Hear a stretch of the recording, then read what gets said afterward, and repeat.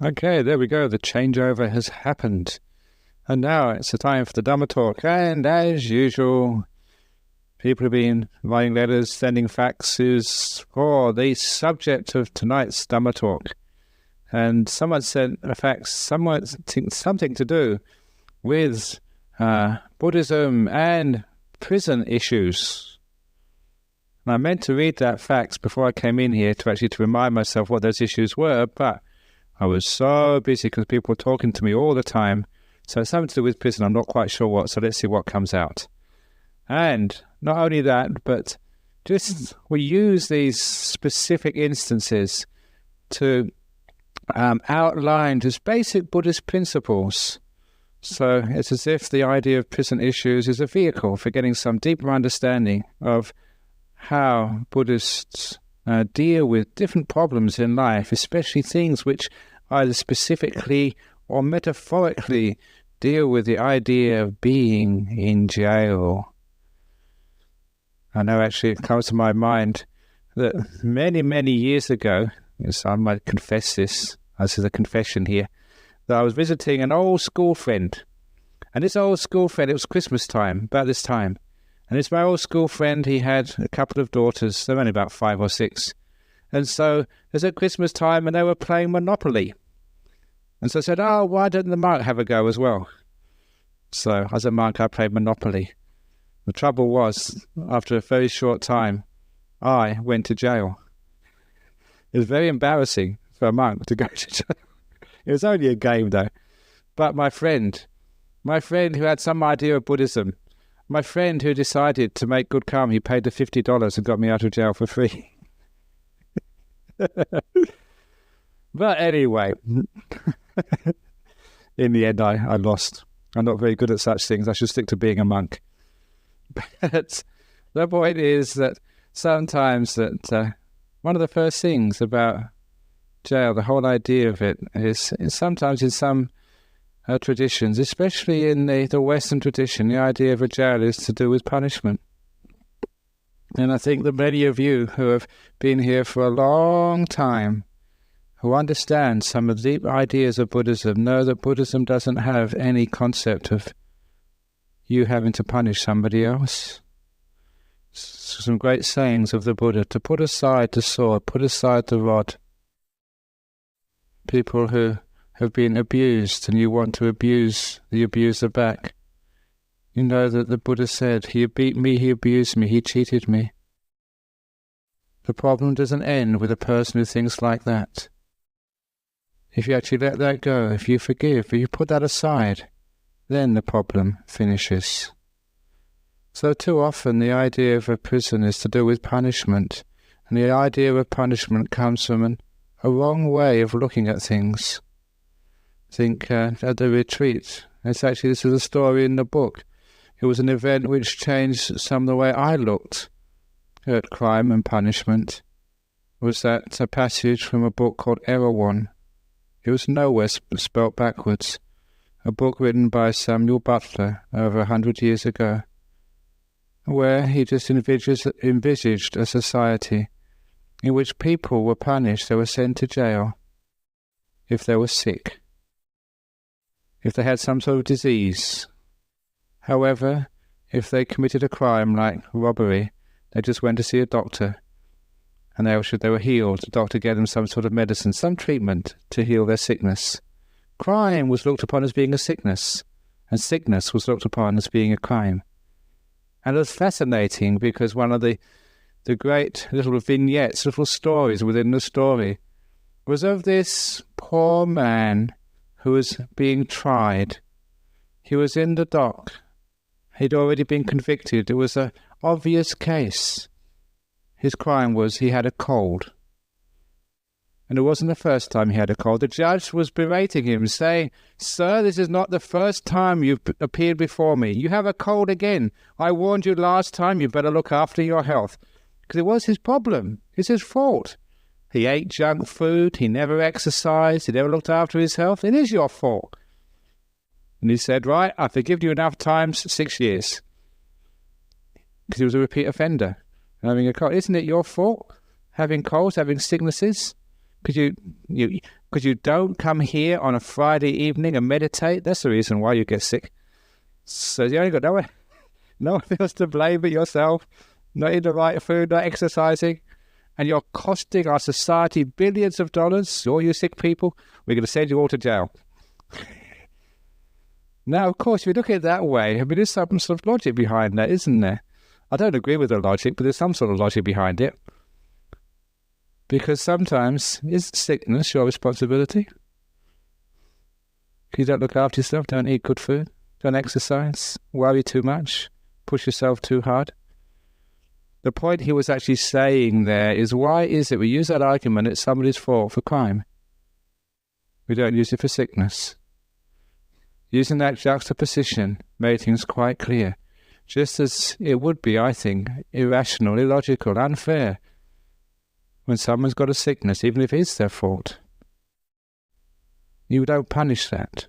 We heal that. We give that compassion. We give that care when somebody's sick. We look after them to heal their sickness for their well-being as much as anybody else's. So why is it when somebody commits a crime, do we feel that punishment is a necessary remedy? I've known in my time as a Buddhist that punishment doesn't really do very much at all. Certainly remember at school, if I got punished because I got caught doing something wrong, the only thing I learned was not to get caught again.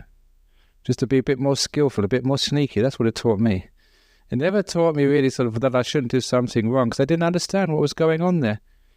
So punishment, very often that's all it does. Sometimes it makes the matter worse. And I'll go on to that in a few moments. But first of all, the idea of punishments, is that really what the point is of jails? Surely the point of a jail would be of rehabilitation. Sometimes you do need to sort of put people aside to confine them, because they can be a danger to themselves as much as a danger to others, in the same way that we put people in isolation, in quarantine, if they've got a great sickness. That's fair enough. So certainly that prisons or places of confinement are necessary in our society, but not as a punishment. Because really, do you really learn from being punished when we do something wrong? How many times have you been punished, and what do you learn from it? Sometimes you learn not to love your punishers anymore. It's happened many times. The parents who punish their children think that they need to be told. And many times the children wonder, how can my father, my mother do that? And it doesn't really solve the problem. It actually takes away the love, the care. There are other ways to deal with the problem when we go to the idea that if you hurt me, I have to punish you back. We go for looking after our children that way. We go to treating our offenders that way. In the end, we start wars. You've invaded my country, I'll invade yours. You've sort of blown up my brother, I'm going to blow up your family. And you can see where that tit for tat comes from. Someone has done something terrible to our society, to our country, to my family, to me. Therefore I have to do something back.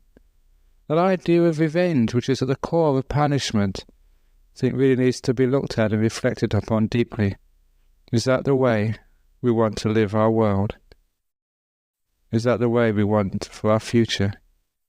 Because sometimes, do we deserve punishment as well then? Is there anyone here who's been so squeaky clean in their life? There's something that they've never done anything wrong? Punishment, I don't think, is the way in our world. It's just far too dangerous. It generates too much ill will, too much bad feeling, and actually stops us progressing further in peace and harmony and prosperity in our world. So instead of actually punishment, we need to actually have learning, a rehabilitative sort of prison service, where rehabilitation rather than punitive measures are what's really needed. And so in such a situation that you'd expect a person to maybe be put in jail for as long as it takes for them to learn, to grow, to understand what happened and why, so they can never do that again. In the same way, a person is in hospital for as long as it takes them to heal. Now that is a bit sort of radical, and sometimes people say, you can't do that. Some people are just so evil, so terrible. But why do we need to punish? What does that really do? What does that teach our children, teach other people in this world? It just legitimizes violence, it legitimizes harm, it legitimizes creating suffering for others. And of course, most people who want such revenge on the people who have hurt us, sometimes it's just because the way we've been brought up. Sometimes we really feel that that's what really needs to be done. The idea of it being a deterrent just does not work. There was a classic study which was done in the UK 100 years ago, where somebody went to one of the jails. They did a survey of all the people who were waiting in that jail to be hung. In those days, there was capital punishment for small crimes. And they found out that I think 95% of those who were waiting to be executed had themselves witnessed public executions. They'd seen somebody being hung, let alone actually reading about it. This was in England 100 years ago. So much for the idea of deterrent. The problem is we want to stop crime, we want to stop hurt, we want to stop the suffering which some people cause on others. But does that really work? Can there be another way?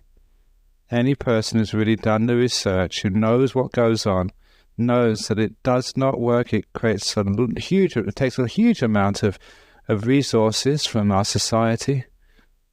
And what do we get out of it afterwards? Not very much. But so there's another way of doing this, and that is actually rehabilitation. And just the same way that's a Buddhist way of dealing with crime, or dealing with punishment, rehabilitation rather than crime. It's the same way we deal with the wrongdoings in our family and the wrongdoings in ourselves, or the wrongdoings in life. If it's your wife or your husband who does something wrong, we don't condone domestic violence. We don't even condone verbal violence of shouting at each other, trying to get your own back. They done something to me, I've got to really teach them a lesson. That never works. That creates more violence. And the same way when you've done something wrong, you try and punish yourself. And what's that called? Guilt. That's what I've noticed many years ago. For trying to shout or punish another, what do we call anger? Or trying to shout and punish yourself, which is called guilt. Or putting people in prison because we want to teach them a lesson. They're all coming from the same place, the same idea, the same model of vindictiveness. For a society who puts people in jail, they're a society who is motivated by anger, and a society whose individuals will feel a lot of guilt. It all goes together. The same attitude, either an attitude which is focused on the criminals, attitude which is focused on your partners or other people who are just tantamount criminals, or yourself, your own criminal activity. In other words, the wrong things you do. And the other way, which you've heard here, which is encouraged in Buddhism, whatever you've done which is wrong, you don't put yourself in jail, you don't punish yourself, you acknowledge, you forgive, you learn. AFL code. Acknowledge what you've done, forgive it, and learn from it. That is a way to heal the problem, so you don't do the same thing again. Your partner, a friend, does something, acknowledge, forgive, learn. Whether it's a person who's done a crime, acknowledge. They should acknowledge what they've done. Somehow some sort of forgiveness. In other words, not to punish themselves, or not other people to punish them, and learn from it. Trying to heal the reason why we do those things. I think that's the only way we're going to have a psychologically sound society. However, too often we put ourselves in what's called the prison of guilt. Sometimes we put ourselves in the prison of anger. There's a story which was in one of the books recently about these two men who'd been in a prison of war camps in the Second World War under the Japanese. And one of them said to the other, have you forgiven those Japanese torturers yet? He said, I can never forgive those Japanese, mate. It's what they did to me and what I saw them do to some of my mates. I'll never be able to forgive them. What about you? He replied, I forgave those Japanese a long time ago. Some of them are my best friends now. I walked out of that prison camp about 10 years ago. You're still inside. What he said was very profound. It's only when he forgave his torturers that he was free. The other fellow who kept that anger, that hate, for all those years, was still inside the torture camp. Do you understand what this means? When we have anger towards somebody else, or when we have guilt towards ourselves, or when we try and seek revenge against some person who's done a criminal act, isn't that the case that we're allowing ourselves to hurt? We ourselves are in prison. The prison of guilt, the prison of anger, the prison of wanting revenge. So the idea of Buddhism is actually having more freedom, healing for some reason or another, some way we can do this. So that when a person actually is in a prison, and of course many of you know that I used to spend a long time visiting prisons. When I was, before I became the abbot, sometimes I get too busy these days. I haven't got much time to do much these days. It's just 16-hour days sometimes I work. Actually, not sometimes, most times. But anyhow, when I used to go and visiting prisons, you actually saw what it was like to be a prisoner. And I used to laugh when some other monks would go into jails, or some of the lay supporters here. We've got a very active group who goes to visit most of the prisons in Western Australia. And I used to laugh when they would come back and say, hey, Ajahn Brahm, I've just been inside the prison. You know, they're just like us. And of course I laughed there, because what do you expect? But because that was something which was repeated to me again and again and again, there was a reason why they would make that comment. And the reason they make the comment that there is a sort of racism or speciesism or genderism, the same sort of thing which separates us, was separating in our society those people who were in jail and those people who are out of jail, as if they were some sort of different species. We have a tendency to do that in our society. Those are not the same as us. They're not the same type of people. They're genetically flawed. They are inferior. There's something wrong with them. In the same way we've done that with races in the past, we've done that with genders, we've done that with religions, we've done that with the free and the criminals. And of course, there is no difference between those people in jail and the people sitting here. Sometimes it's so easy to do what's called a crime, to be caught for it and end up in jail. Sometimes it's just one moment, lack of mindfulness, or sometimes all the causes and conditions which actually come together to get you into jail. It's amazing how karma works. I was reading this article in one of the newspapers, which I do to get more material for my talks. There was this guy I think it was actually in Los Angeles, who as a young boy, he was very badly abused at home, thrown out when he was about 7 years of age, if I remember correctly, and started living on the streets of LA from the age of 7. The very fact he survived was a miracle. When he got to his early teens, he couldn't really survive just on handouts. At that particular age, he started getting involved in crime, petty crime, and then going into juvenile detention centers, and then progressing to big crime. He was in and out of jail for a long, long time. And you can actually probably see why he just had absolutely no chance of survival at that time. But anyhow, just as amazing how the law of karma works. About in his late 40s, or maybe mid-40s, that he had a social worker. He was about to be released. The social worker was actually looking for some way that they can give him a proper job so he didn't need to get into crime anymore, to try and heal the problem. And it just happened that she knew someone who was making a movie. And the person who was making the movie wanted to make it more authentic. They wanted a consultant who actually knew something about how real criminals speak. And so she told him, I've got this guy in jail who's been a criminal, or been in and out of jail since the time he was 7. He needs a job. Why don't you get him as a consultant? And actually the producer was a fellow called Quentin Tarantino. The film he was making was called Reservoir Dogs. And this prisoner was the consultant. He actually amended the script to say how real criminals actually talk. And apparently it was so good that he was actually put in the cast as one of the criminals. Now, I've never seen this movie. One of the monks said they have, and apparently all the criminals, or the gangsters, whatever they were given different colours or something, blue, red or yellow. Is that correct? I don't know. Anyway, that's what he said anyway. But he was one of them. And they said that he was the one which everybody watched because he actually looked like a criminal. He wasn't the actor. All these other guys, I mean, you could tell they were just actors. But this guy, not only had the speech, he had the actions right down as well. And so after that movie, of course, this ex-criminal made a fortune. And now he lives in Beverly Hills. He married his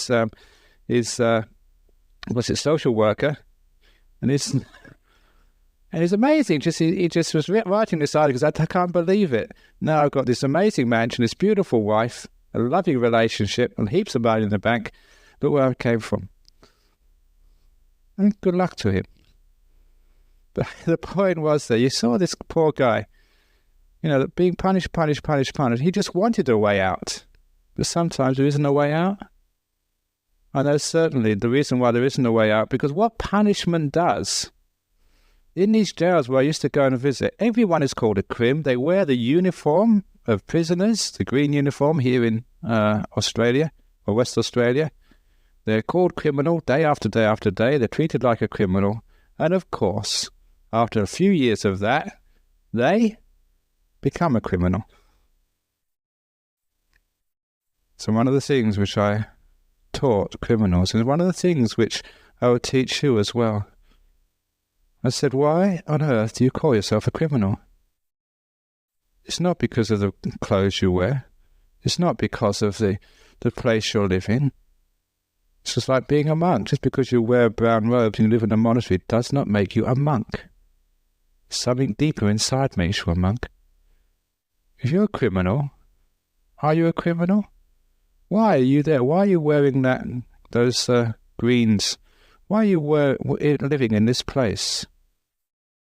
It's because one act which you did, or maybe a few series of acts. I said, what else did you do that day? What else did you do the other days of the year? What else did you do all those years of your life? Can you really define yourself for maybe a fraction of a % of everything you've ever done? Why do you call yourself a criminal?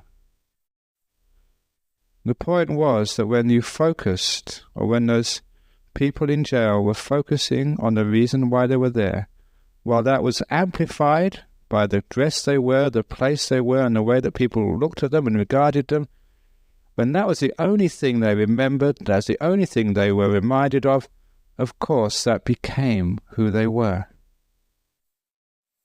Because we're focusing on their misdeeds, they became their misdeeds, they became criminals. And it's very clear to me the psychology of why they would leave that place and go back soon afterwards. That's who they were. You know what it's like when a prisoner finishes their sentence and they get released? They're still looked upon as being ex-crims. In other words, they are criminals. They find it very hard to find a job, to find work, because that one act is almost like a brand they wear on their forehead for the rest of their life. That's really unfair, unjust, irrational. Why should we judge anyone for one or two things which they've done in the past? If you focused on the other things they've done, then they can actually go beyond their crime. They can acknowledge, forgive, learn, and grow away from it. The story which comes up next is in that book. It's a story of psychology, which I'm going to repeat here because it makes the point of how what we believe we are, we actually become. It was a story which I learned as a school teacher in psychology, that there were two classes of children, same year, you give an exam at the end of that year. Instead of grading the children into the top half when in one class, the bottom half when in the other class, they split the classes up absolutely equal. The way they did it was the top child plus the one who came 4th and 5th, the one who came 8th and 9th, the one who came 12th and 13th, and so on, went in one class. The one who came 2nd and 3rd, 6th and 7th, 10th and 11th went in the other class. They split them up as evenly as possible, two classes of children. They gave teachers who were equally able, classrooms which had equal facilities. Everything was made equal as they possibly could, except for the one thing they called one Class A, the other one Class B. That was the only difference. They were children of equal ability. Imagine what would happen if your child went into Class A. You think, well done, because you assume that Class A is superior to children who did well on those exams. Many of the parents were quite surprised that their child had made it into Class A. Well, you haven't been doing any homework, but you must be doing something right. Here, have some extra pocket money. Other kids had gone into Class B. No TV for you. You have to do better next year. And even the school teachers, if you thought you had the best class, you'd actually teach in a different way than if you thought you had the bottom half. So even the teachers taught differently to those children. And the children themselves thought, I'm a Class A kid, I'm a Class B kid. The point was, after 12 months, when they gave an exam again, the children in Class A did so much better than children in Class B. In fact, they did just as you would expect, just as the statistics had shown, as if they were the top half from the year before. The Class A children, even though they were no different than the Class B children the year before, had become Class A children. And the Class B children, because they'd been told they were Class B, because they were treated as Class B, because they thought they were Class B, became Class B children. It's a classic experiment in educational psychology, which I use to explain why people go back to jail again and again and again. If you're in jail, you're called a criminal, you dress as a criminal, you're treated as a criminal, you start to think you're a criminal, you become a criminal. The same way, if you think that you are hopeless, and you believe you're hopeless, and your husband tells you you're hopeless, then you become hopeless. It's not your fault, it's his fault. You see how we condition each other and how we become that conditioning? So I made a big thing when I was visiting prisons to say, you are not a prisoner, you're a person who's done a crime. There's a lot of difference between you're a criminal and you are a person. You're a person who's done a crime. You're a person first. Your mistake is second. When you acknowledge you're a person first, there's an opportunity to go away from that crime. The same as your wife. Your wife may have done some terrible, terrible things, but she's a person first, a wife first, before those mistakes. Can't we actually stop focusing on the mistakes and becoming mistakes? If we focus on not the mistakes, but the other things, the good things, then there's a way out of anger, there's a way out of guilt, there's a way out of punishment. How can you punish anybody anyway? Okay, they made a mistake, but how many good things have they done? Sometimes when you look rationally at these things, there's no way of punishing at all. That story I did when I was visiting Malaysia at a university. When at question time, this lady put her hand up and said, my husband has just lied to me. I've caught him out lying. Should I get divorced? I'm contemplating divorce. And I said, Madam, what are you doing at this university? And she said, I'm a lecturer. What subject? Maths. Okay, let's do some statistics. How long have you been married to the guy? About 3 years. Just for easy calculation, let's call that 1,000 days you've been married to him. Let's make an assumption, a reasonable assumption, that every day, on average, he said 20 things to you which could be right or could be wrong. So at the time you've been married, he said 20,000 things to you, and now he's lied for the first time. According to probability theory, that means the next time he says something to you, there's a 20,000 to 1 chance he's telling the truth. I think that's trustworthy. Don't get divorced. That's reason, isn't it? That's logic. But for her, the lie was the only thing she saw. And that's why she wanted to get divorced. Because she only saw one lie and she was blind to 20,000 true statements. She thought, I can't stand the guy anymore, I can't trust him, get rid of him. Sometimes a person may have done 20,000 kind acts, and now they've stolen or they've killed. Does that make them a criminal? Does that make them untrustworthy? It's the same psychology there. Sometimes we forget the 20,000 good things somebody has done. We think they're evil. They're bad. Just put them in prison and never let them come out. That is wrong thinking. That's where punishment comes from. That's where anger comes from. Anger judges the person and say they don't deserve any kindness because there's no goodness in them at all. In Buddhism, we have this wonderful thing called Buddha nature. Every being has got Buddha nature. How I understand that is everybody has got this beautiful potential to be the most wonderful, caring, kind, compassionate, wise saint. Everybody. Without exception. Even Osama bin Laden has got Buddha nature. Mr. Bush, he's got lots of Buddha nature. It's a bit hidden, but it's in there somewhere.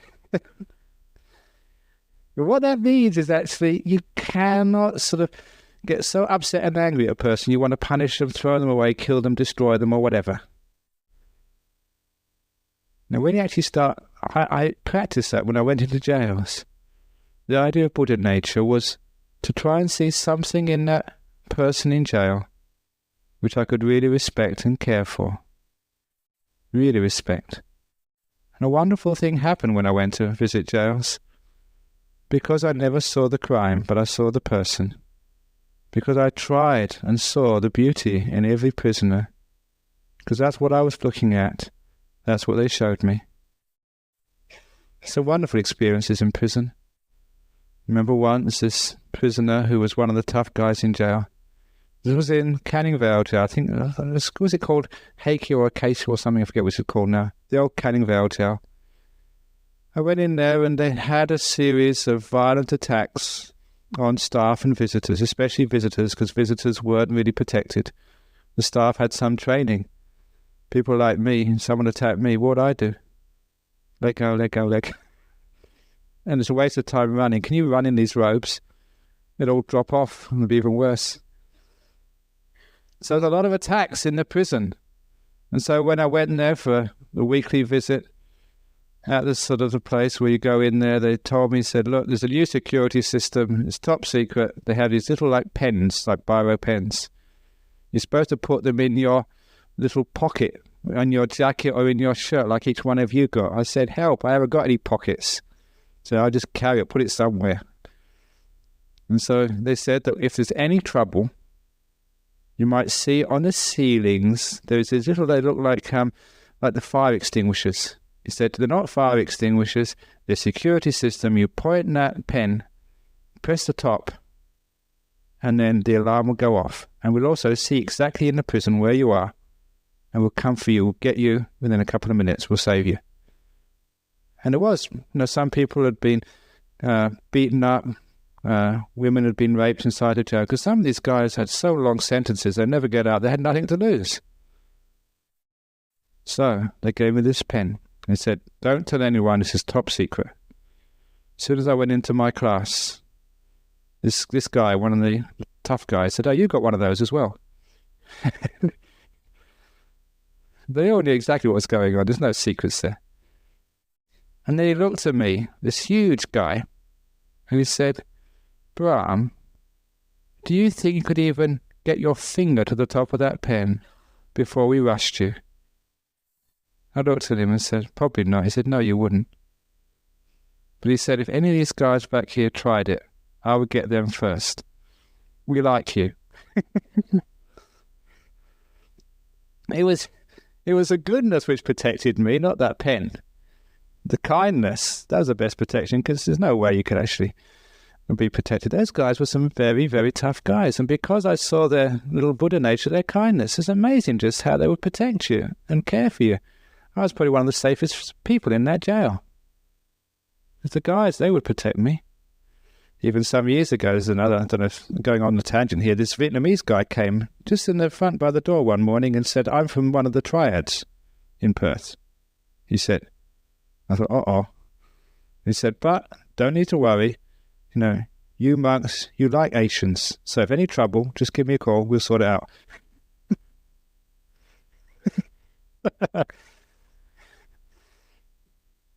I didn't take his number. The point is like goodness and kindness. When you see Buddha nature, even in these hoons, these hooligans, they never harm you. I remember being in England once, and it was a time of the punks. And I don't remember the punks, and they had all these amazing sort of hairstyles. I remember actually seeing one the first time. I had a Mohican, and it was all sorts of weird stuff all over his body. And I saw him at the Perth airport many, many years ago. And I turned around to somebody, the person who was with me, I said, "Look at him, don't some people wear strange clothes?" Before I realised what I was saying. I never saw my own robes and bald head, and I only saw somebody else's. But anyway, this particular time, this bunch of like skinhead punk rockers, I don't know what they're called, came up to me. And I thought, oh, I'm in trouble now. And actually, they just came up to me to actually ask for advice on how to shave your hair. This is so sweet and kind. When you're kind of them, they just see Buddha nature in there. They give you the Buddha nature back. So, we would know a lot about shaving hair and do it all the time. Anyway, this particular occasion, that when you actually look at people with Buddha nature in the jails, not criminals, they're people. You see the good part. Then I found that they saw it themselves. And that was one of the greatest ways of actually healing the problem. If you focus on the crime, then people sometimes get so depressed and upset, they just give up hope. They don't try and change. It's the same as if you're always arguing with your husband, with your wife about all the terrible things they've done. They're never going to change that way. Focusing on the faults grow. And I know from psychology, you don't focus on the faults, you focus on the good qualities.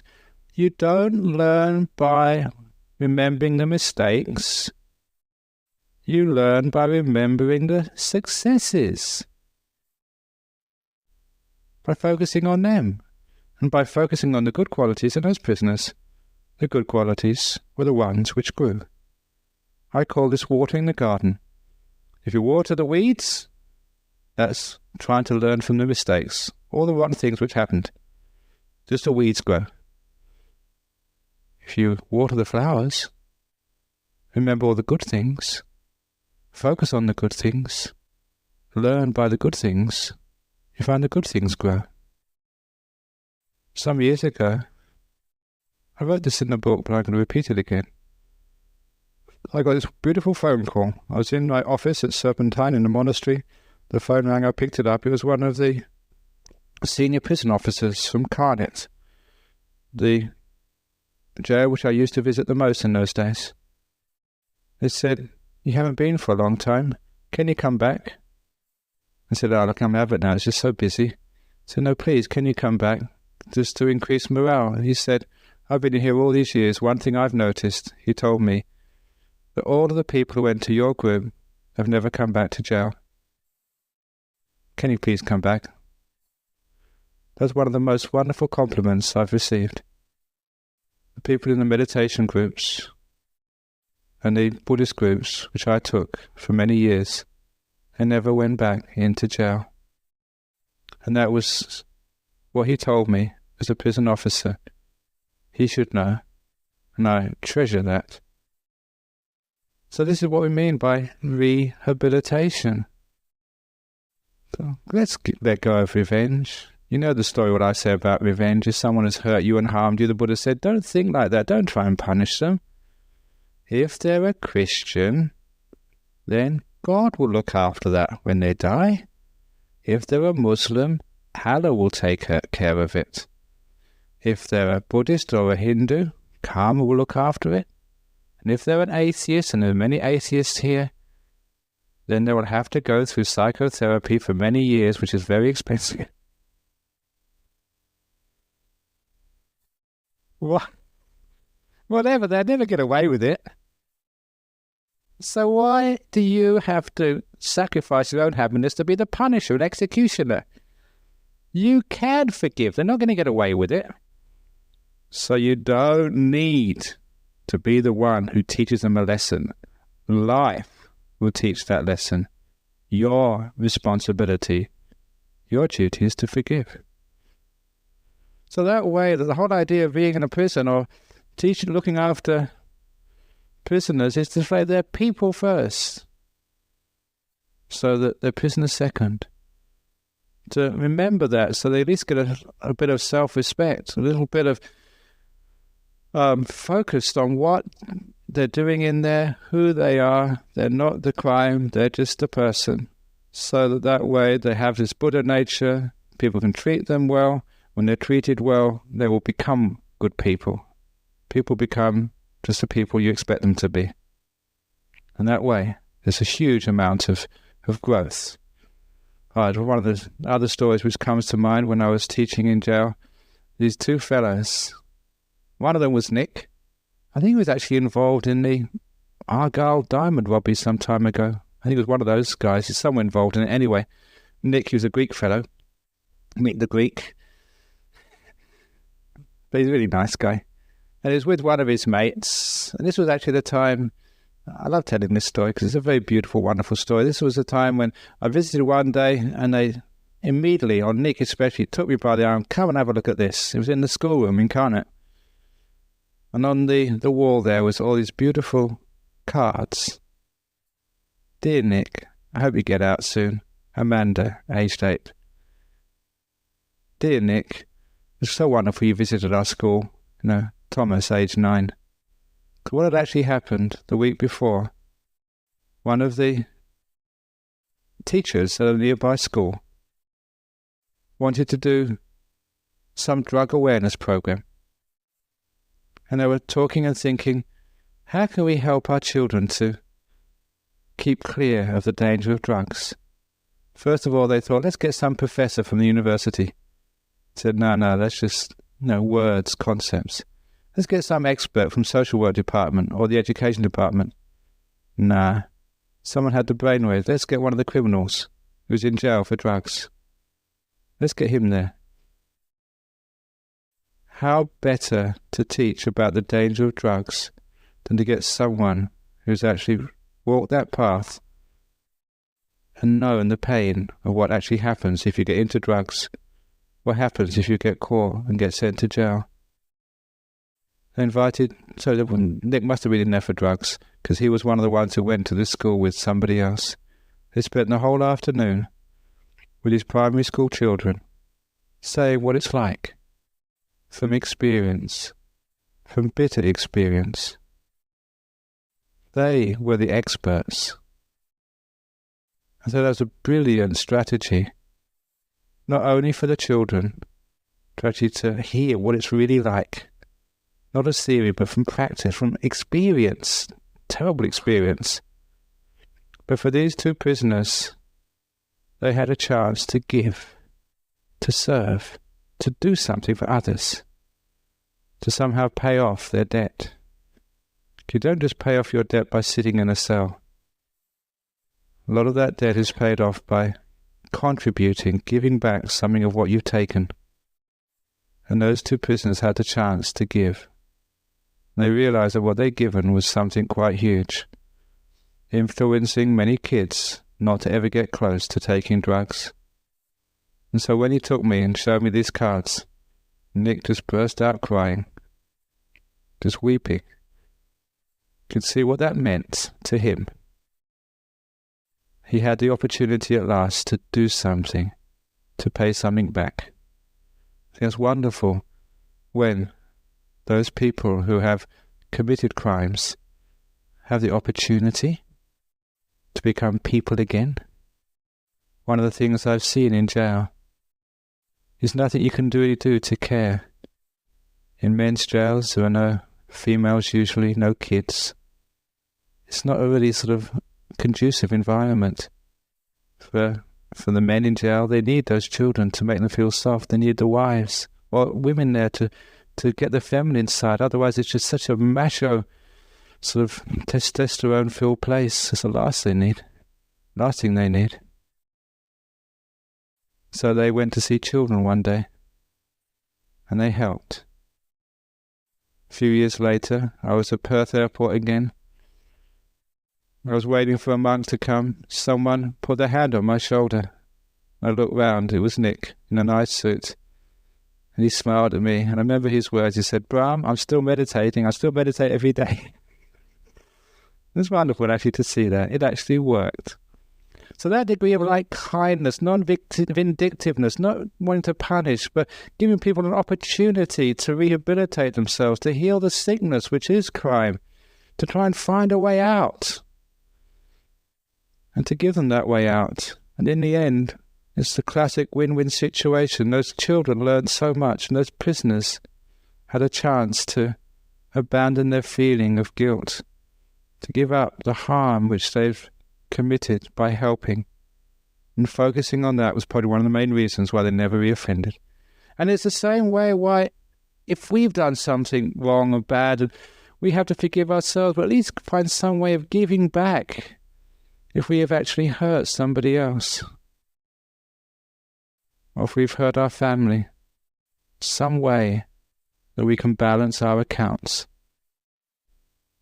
The Buddha said that with bad karma, you can never get rid of bad karma. It's always there, if any faults you've done, but you can dilute it with good karma. In just the same way, a spoonful of salt was the Buddha's simile. Put in a glass will make the whole thing salty, but if you put a spoonful of salt in your swimming pool at home and stir it up, you won't be able to taste the salt. In the same way, if bad karma is diluted with lots and lots of good karma, you don't even taste the result. So, if prisoners have done some bad karma, isn't it wonderful to give them opportunity to make lots and lots of good karma? That is a wonderful way of rehabilitating, healing the sickness of our bad actions. And put them in jail. They've got no opportunity to make good karma. If they are confined in a place, at least to try and have some way of doing something, some way of caring, some way of giving, some way of doing something for others to heal the badness. And that way I think that most people will not reoffend. People will be in jail for a time until they heal themselves, and they can become free again. But that's only one part of prison. Again, I also mentioned that sometimes we segregate prisoners as thinking they are some sort of subspecies. But they're just like you and I. Just in that way that we never look upon prisoners as being something different. They are the same as us. Therefore we can be compassionate. Therefore we can be kind. The last thing is this, not just the prisons which are incarnate or casuarina, what we usually call prisons, because each one of us has our own little prisons. And sometimes, I don't know, sometimes some of you have been in prison who are sitting here. Sometimes it's waiting in front of you in the future. Who knows? Last week I got a letter from the police. It was in this brown envelope with this little checkered pattern on the outside. It was addressed to me, and straight away I thought, what am I up for? But actually, you know what I found? Inside, there was a thank you note, because our local police had helped us on something. So we wrote this letter back, sort of praising them. which is often what we do. We say thank you for these 2 constables. We sent a letter off. We got the letter back from the police headquarters. This is the southern region. It was based in Mandurah, the Peel region, saying, oh, it's so nice to have somebody actually thanking the police. So I didn't need to be afraid. When you do good things and you recognize good things, I think those police will probably help us even more next time. They've got some people actually on their side, some people praising them. So if you want some help from the police, help them out, praise them. So for each one of us, sometimes we're not going to go in jail, a physical jail. Isn't it sometimes that we feel that sometimes our life is like a prison? Remember, I told a story to someone just before I came in here. It's a story about that monk who was teaching in jail, and I told them, I'd go very quickly through this, told them about what it's like in a Buddhist monastery and how hard it is there, getting up 4 o'clock in the morning. Voluntary, of course. You can always get up earlier. And just 1 meal a day, all in the same bowl, with ice cream on top of curry, custard on top of spaghetti. That's happened to me many times. All mixed in the same bowl. I have to work really hard, sleep on the floor, no TV, no radio, no music, no sex, no sport. Even in prison we can have a TV. Even in prison we have a menu, we have a choice of food. We have separate plates. Not in a monastery. And we have beds in jail. Not in a monastery. And this particular time, these prisoners were so upset that their friend who was visiting them every week and was caring for them was living in such a terrible situation that one of them, losing their mindfulness, forgetting where they were, said, that's terrible in your monastery. Why didn't you come in here and stay with us? I said, and of course everyone cracked up at that time, but you started thinking afterwards, why? Is the monastery down at Serpentine, or even the nuns' monastery at Gidgegannup, much harsher than any prison in Western Australia? But you have such a hard time trying to get into one of our monasteries. There are waiting lists in both monasteries of people trying to join. No one wants to escape from our monastery. So I think so. I did count the monks before I came here. I'll have to count them again when I go back. No one wants to escape. Why? And the point is that the monks in Serpentine, the nuns in Dhammasara, they want to be there. That's why you never feel it's a prison. You feel you're free. Inside a prison, doesn't matter how comfortable it is, even if they have takeaway, if they have a butler comes and feeds them or their meals every day, still, because they don't want to be there, that is called a prison. And from that, I got this wonderful way of looking at life, that any place you do not want to be is called prison. If you are in a job which you hate, it's called prison. If you are in a relationship which you're not really quite happy about, you are in a prison. If you're in a body which is causing you pain and sickness, that is a prison. If you're in a life, this life which you're not really happy with, your life is a prison. The point is, it doesn't matter what that life is. It doesn't matter how your body is. It doesn't matter what your relationship is like, what they're doing. It doesn't matter what your job is. If you don't want to be there, that is a prison. You can change and escape from prison so easily, just by changing your attitude and wanting to be here.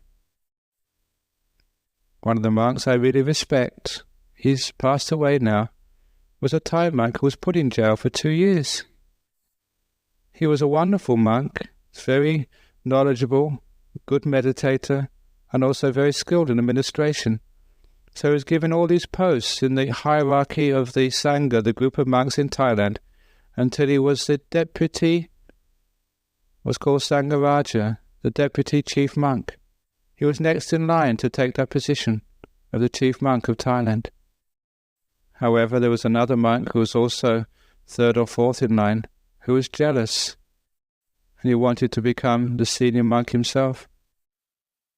So he listened to some of these monks' sermons. This was 30, 40 years ago.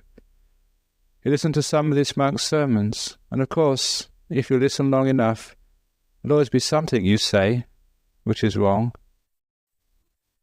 And this particular monk was accused of being a communist, which at that time was a crime in Thailand. And they took him to court. He was convicted and put in jail for 2 years, just because of something he said in some of the talks was construed as being pro-communist.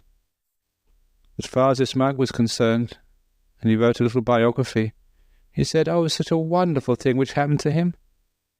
Because being a senior monk, being an abbot, there was all these people coming to him with their problems and asking him to give talks and asking him to bless their babies or to bless their marriage or to try and heal their divorce and talking about this and it's just so much headache. Now it's in jail, it was free, you could meditate all day.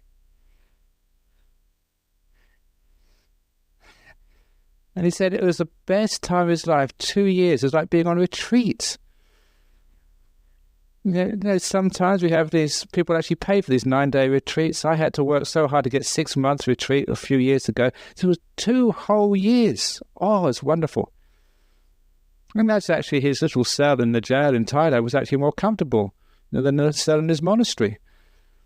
So he says a wonderful time. And actually after 2 years, he was completely exonerated. They found out exactly what had happened. So they released him from jail, reinstated him. With all of his robes and everything, and said sorry. But he didn't say, you don't have to say sorry. Thank you so much for giving me 2 years of peace. So even though he was in a jail in Bangkok, for him it was freedom. He was happy to be there. I can see this is how it's the change of attitude which actually gives you that freedom. Now I say that because that's something which is not just a social commentary on prisons and crime and punishment in our society, but it goes deeper into just your life and why it is that sometimes you feel you're uncomfortable, you're being tortured, you're in a prison, you're confined, you've got no freedom. You don't need to change your wife. You don't need to swap your husband. You might get a worse one next time, who knows? So be grateful for the one you've got. You don't need to change your body. It's the same thing. You might get a worse one the next time. You don't need to change your life. This one is good enough. So change the attitude. So happy to be here. Happy to be with that woman you married many years ago. Happy to be with that man. Happy to be in that job. Happy to be, you can always make something out of it. If it's a hard job, you've got more to learn. It's wonderful if it's a difficult situation. If you're in a bad body, which is sick and dying, what a wonderful occasion that is to really learn and grow. Growing pains, remember, I always call it. So when one is happy to be here, then one is free. We all make our own prisons. We can all make our own freedom. And that actually is the deepest teaching of the Buddha of how to be free. It doesn't matter what situation you're in. It doesn't matter even when you're meditating. You think, my mind's all over the place. It feels like a jail when you don't want your mind to be all over the place. If you're happy to be here, then you become free. And the mind stops moving then. Be happy to be here. Then you'll have all the freedom you want. Wanting to be different, you are in jail. So each one of us is in prison. It's called the prison of samsara, the wheel of being born, growing old and dying, doing it all over again. The weird of suffering. Why do we suffer? It's because of craving. It means I don't want to be here. I want something else. Give me something more. I want to be rich. When you're rich, I want to be poor. When you're a layperson, I want to be a monk. When you're a monk, you want to be a layperson. When you're single, you want to be married. When you're married, you want to be single. When you're old, you want to be young. When you're young, you want to be old. Oh, come on. I'll be happy to be here. If you're a monk, you're a monk. Be happy to be a monk. You're a layperson, be happy to be a layperson. You're married, be happy to be married. You're single, be happy to be single. You're gay, you're happy to be gay. You're heterosexual, you're happy to be heterosexual. You're sort of whoever you are, just happy to be who you are. And then you're free. Now that's the ending of all prisons. Are you a crim? Have you a person who's committed a crime? Is your crime stupidity? That's a crime which you can forgive yourself any moment by learning how to be free. So, I've gone over time now. So, those of you happy to be here, I hope you're happy to be here because you were here. You might as well like it or lump it. So that's the talk of this evening on prison and freedom. Okay, has anyone got any questions, comments, complaints? Yes. Yeah, it'd be great to be able to do that, certainly. But it's not only myself, we've got a lot of other monks and also our lay community here. Many have actually been trained to go into those centres to visit the young people, not the crims. I will never visit a criminal. I'll visit a young person who's done a crime. So yeah, sure we'll do that. But I think the main thing is actually to get that message out to our society, because I do read the newspapers, and one of the first things I need, actually the second thing I read in the newspapers, the first thing I read is the comics. Of course I read the comics in the newspapers. That's the best part of the comics. That's really the good news. People say the newspapers are all gloom and doom, but not the comics. The second thing is like the letters page. And there's just so much vindictiveness. And because of so much vindictiveness in our society and wanting revenge, sort of our politicians, they have to respond accordingly. And there's all this idea of like increasing sentences, making it more harsh. And you've seen that happen in all other, many jurisdictions. I must admit, I read about the penal system in the Netherlands. And I must admit, that's the one I admired the most. I was very much looking at crime as being some sort of sickness, to be healed, not to be punished. And the recidivism rate was very, very low. They forgave very quickly rather than punished. That was so inspiring to see, and it works. Everybody knows that the prison system in countries like Australia or the US, it doesn't work at all. Especially in Britain, they're always having to build more and more prisons, cost more and more money. Doesn't really heal the situation at all. It's just like an epidemic which gets worse and worse and worse. It's okay, you have to stop crime. But the deterrents don't work. Healing does. So yeah, it'd be great to be able to do that. But I think the real message needs to go out to society. So we can have a different way of looking at these problems.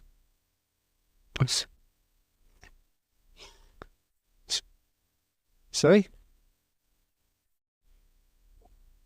Yeah, I think so too, yeah. Especially into our society at large. Any other questions? Yeah? Absolutely, yeah. Yeah, indeed, sort of one personal experience with that is some disciples some time ago, actually quite a few years ago, over 10 years ago now. It was a very interesting case. There were Buddhists who came to one of our meditation groups, and they came to me one day and they said there would be trouble. I wonder what that was this time, and apparently that they'd found out that her husband was sexually abusing her two kids. They were both 11 years old, two twins, boy and a girl. So, because she was a Buddhist and talked to her at length, in a very short time, she came to a state of forgiveness to her husband. Now, it didn't mean she could ever love him at all. There's no way he could continue being her husband. But forgiveness meant she was not wanting to seek revenge, to have him punished. She was not angry at that man. Sometimes when we say forgiveness, people misunderstand. It means, just, it didn't happen. You can just carry on as normal. You can't carry on as normal. These things have their karmic results, consequence. So the marriage was over. She could never even like that person again, but she did not want to punish him or hurt him. And when she took that attitude, her 2 11-year-olds followed very, very quickly. The interesting part of this was, in those days, as now, there was compulsory counselling for the whole 3 of them. And she had to come to me to complain about her psychologist. Because she said in all those meetings, sessions with the psychologist said, "You're angry at your husband, aren't you? You want revenge." She said, "No, I've forgiven." That's denial. And so she was very patient with psychologists, but in the end she came to me, "Please, Ajahn Brahm, write a letter to her because she will not let me go until I admit something which I haven't got, which is anger." And so I had to actually write this letter to the psychologist, explaining in detail the Buddhist response to such problems and how forgiveness can come very quickly and how healthy such forgiveness is. And because of my letter, the psychologist freed her from the counselling. And I've kept in contact with that family. They moved to England, to Essex. I kept in contact all those years. One of the daughters now is a mother, and she's completely okay. Because of that forgiveness, the trauma, the scars of the so-called victims healed very quickly. I'm not sure what happened to the father. I know he went to jail. I'm not sure what's going on now. But that's for the victims. If the victims can give forgiveness for their sakes, it's a wonderful way of healing quickly. If they don't give that forgiveness, they are traumatized, maybe for life. If they don't give that forgiveness, the victims, the kids, are traumatized for life. They actually feel guilty. There's people who have been the subject of abuse, and they feel that somehow it's my fault that I was raped. Sometimes I did something wrong. That guilt, again, is the same attitude. Instead of punishing someone else, you want to punish yourself. It's no way to go. Again, for those people who have done that, which I must admit, I find it impossible to contemplate how someone could do that to a kid. But it's obviously some sort of, people actually call them, you're sick to even think of something like that. If they do that, it's not something which punishment will help, but some sort of therapy, some sort of healing, some sort of way of making sure that never happens again. Punishment is not the way. And should be basically, it doesn't matter what you do, should be confined to protect children as long as it takes until that sickness is truly healed. You don't put people in jail because of punishment. You put it in people in a prison, like in a hospital, however long it takes, until they're free of that, I don't know what you call it, that syndrome. Does that make sense? In the back? Okay. A quarantine matter, yeah. And it doesn't... Correct. And you give the sentence not because of, like saying that you've hurt a kid 30, 40 years.